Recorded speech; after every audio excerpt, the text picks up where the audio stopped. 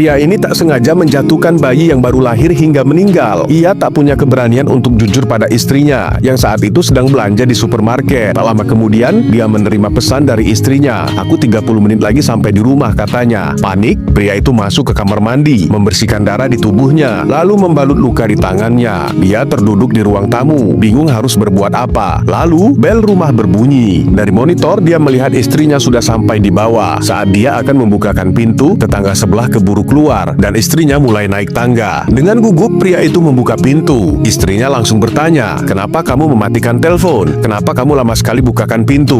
Pria itu kemudian berbohong. Katanya dia baru saja berhasil menidurkan si kecil yang terus menangis. Dan supaya si bayi tidak terganggu, dia minta istrinya jangan masuk ke kamar dulu. Istrinya pun tenang. Pria itu kemudian mengaku bahwa kaca meja yang dibelinya pecah. Istrinya tertawa dan bilang, "Pantas saja, itu hukuman karena kamu ngotop sendiri," katanya. Namun saat masuk ke ruang tamu, sang istri melihat bercak darah di lantai. Pria itu buru-buru bilang kalau dia melukai tangannya saat pasang meja. Istrinya hanya sedikit khawatir, lalu kembali menggoda. "Meja anti hancurmu ini tidak cuma nyakitin kamu, tapi juga bikin karpet dan sofa berantakan," katanya. Sambil tertawa, si istri menyiapkan makan siang untuk menyambut adik ipar yang mau datang. Tapi tawa istrinya terasa seperti silat bagi pria itu. Dia hanya bisa diam, menahan sakit karena belum berani mengatakan kebenarannya. Lalu, istrinya mengusulkan sesuatu. "Aku ke kamar ya, ambil baby monitor, biar kita tahu kalau si kecil bangun nanti," katanya. Tiba-tiba tangan pria itu menggenggam pisau tanpa sadar. Saat istrinya masuk ke kamar, dia tak menyadari bahwa gagang pintunya ada bercak darah. Ketika sang istri mendekati box bayi, pria itu buru-buru menahan.